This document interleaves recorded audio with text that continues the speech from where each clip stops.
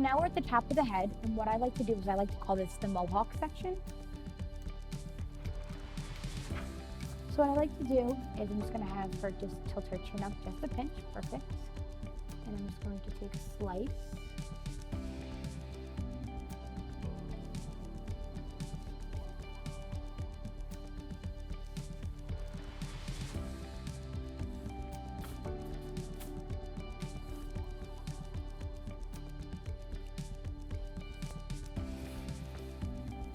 And I'm going to take another slice on this side.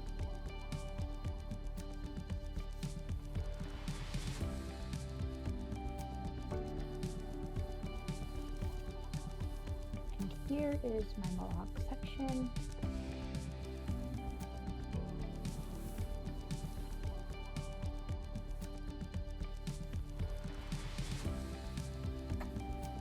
So basically what I like to do is I like to do very thin, fine weave sections up here because I don't want to go too heavy. I like to keep the top nice and natural and pop the ends. That's just my preference.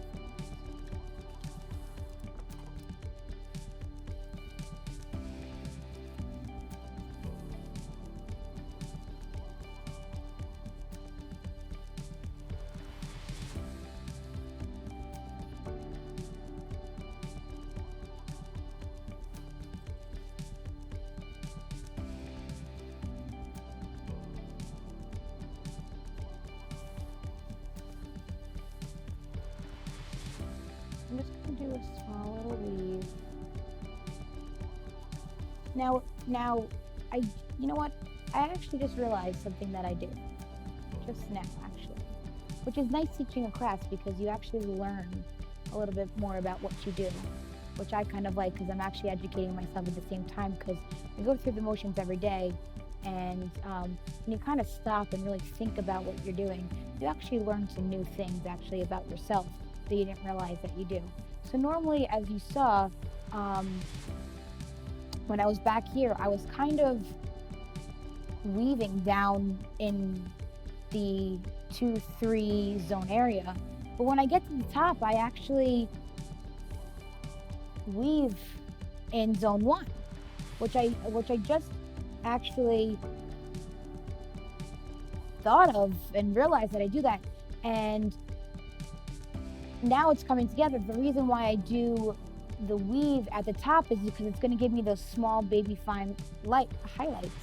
If I'm weaving at the bottom, I can get the small little weaves, but it's better to dig through on the bottom than it is on the top. And on the top, it's better to get those little small, soft lights like this. So I still like to keep that dimension in there. It's just they're not as thick. They're a little bit thinner. So I just hold that up right here and I just give it a nice tease down.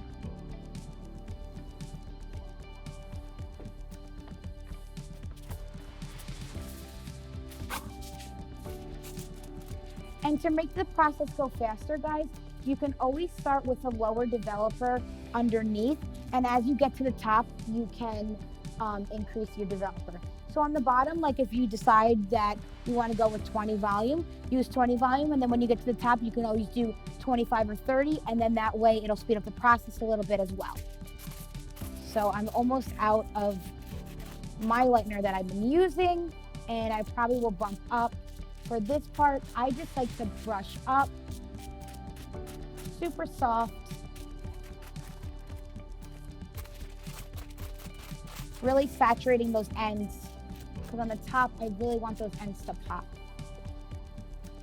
So as you see, nice and soft up there, beautiful blend up, nice and saturated on the ends.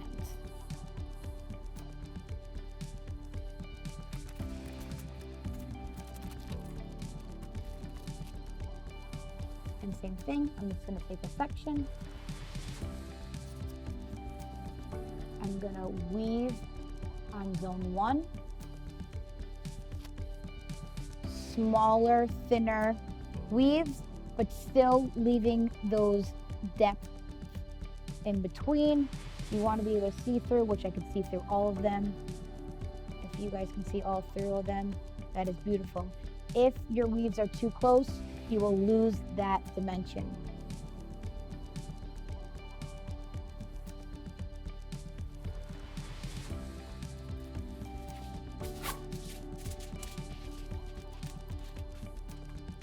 And I'm still not going all the way to the root. I am not meeting where the dark root is because I don't want any warmth.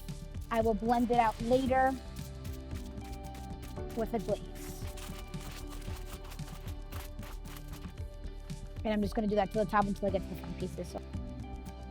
So now I'm going to be moving to the front upper head, and it is very important to ask your client where they part. Rebecca normally parts in the middle.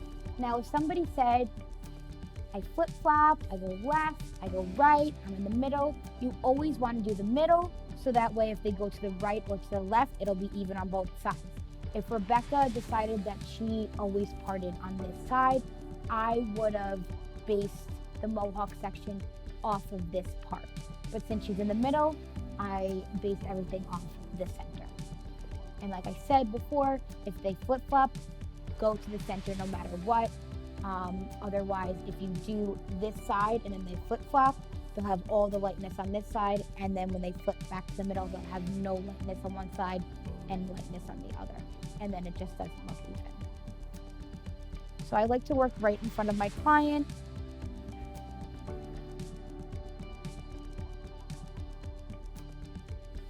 So for the face frame, I do a little bit different. I take a very thin section.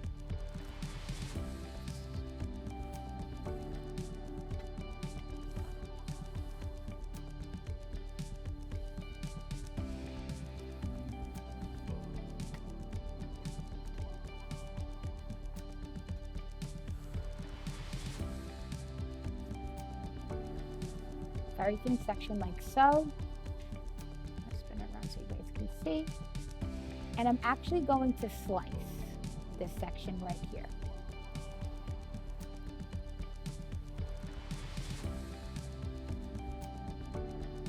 I'm not going to tease it. I am just slicing, foiling, and bringing it as high as I can without touching the dark root. I like to fold my foil for a little bit of security and tension as well.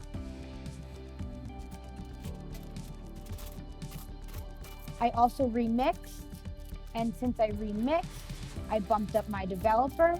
So on the underneath, I started with 25, and now that I got to the top, I'm working with 30, so that way it just processes a little bit faster.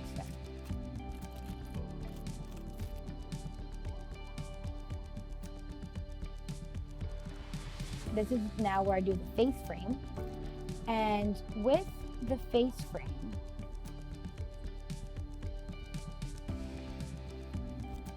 you want to do back-to-back foils. So what I like to do is I like to do 2 slices and then about 2 or 3 weaves, depending on the thickness of the hair. If they have very thin hair, you don't want to do too much. If they have thicker hair like Rebecca, I can do the 2 slices and the 3 weaves. But you want to make sure that they're very, very thin. If they're too thick, it's going to look like a block color instead of a face frame. So I'm going to go in again with a very, very thin piece, like so, and I'm just going to leave it as is. Remember, it's back to back. This is going to give you that pop in the front. Lock my foil in for security.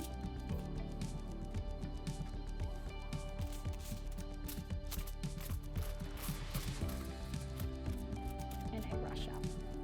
And I'll just show you kind of what it looks like. Just like that, nice and simple, clean. It's very, very thin. And like I said, it's gonna give you a beautiful pop.